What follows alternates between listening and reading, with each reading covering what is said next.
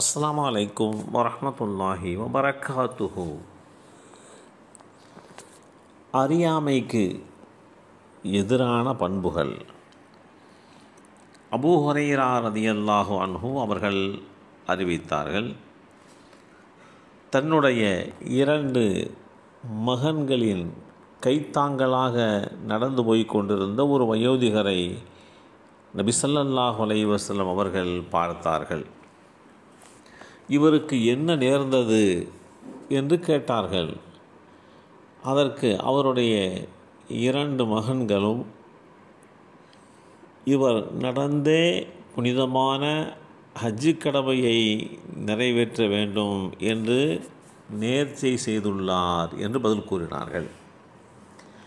அதற்கு அல்லாஹ்வுடைய தூதர் ஸல்லல்லாஹு அலைஹி வஸல்லம் அவர்கள்,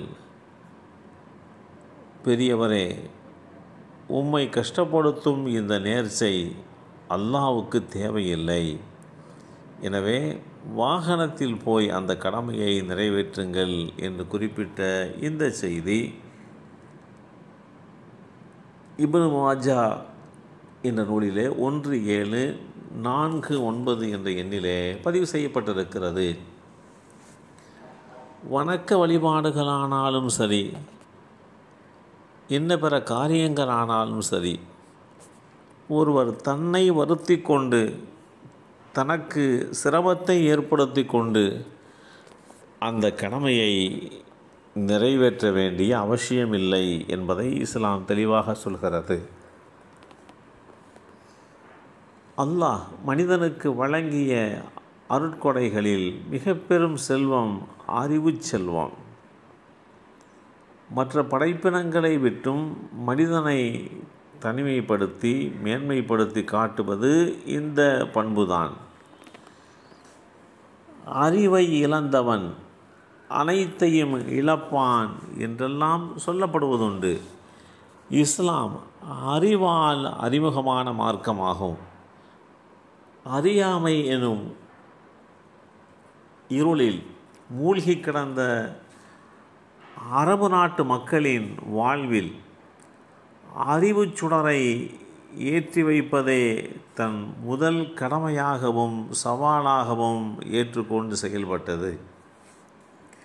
இஸ்லாமிய மார்க்கம் கல்வி அறிவியை பற்றி, அந்த கல்வி அறிவு எந்தளவுக்கு முக்கியம் என்பதை பற்றி விரிவாக பேசுவதுடன் அல் குர்ஆனை படிக்கும்படியும் சிந்திக்கும்படியும் இஸ்லாம் அறிவுரை வழங்கி கொண்டிருக்கிறது.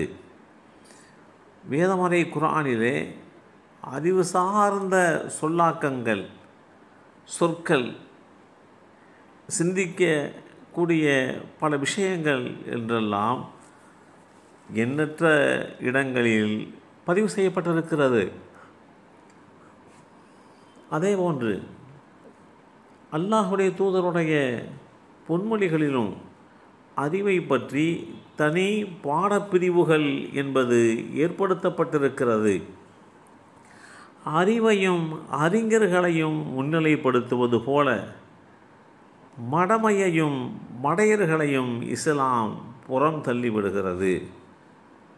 அல்லாஹ்வுடைய தூதரே,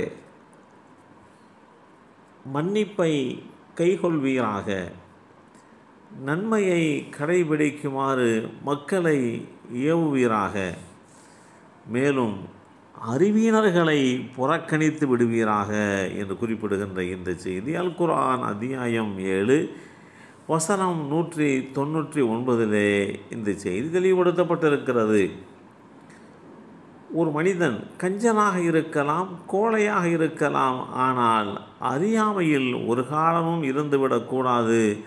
அது அந்த மனிதனுடைய வாழ்வியலுக்கு பல வகையிலே ஆபத்தை ஏற்படுத்திவிடும். உனக்கு கிடைக்கும் எந்த நன்மையும் அல்லாஹ்விடமிருந்தே கிடைக்கிறது. இன்னும் உனக்கு ஏதாவது ஒரு தீங்கு ஏற்பட்டால் அது உன்னால் தான் வந்தது என்பது போன்ற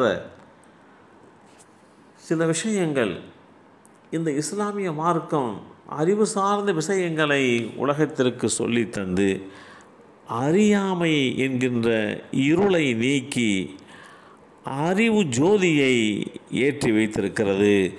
எல்லாம் வல்ல அல்லாஹு தஆலா நம்மையும் நம் சந்ததியினர்களையும் நல்ல சிந்தனை உள்ளவர்களாக ஆக்கி தந்தல் புரிவானாக. அஸ்ஸலாமு அலைக்கும் வரஹ்மத்துல்லாஹி வபரகாத்துஹு.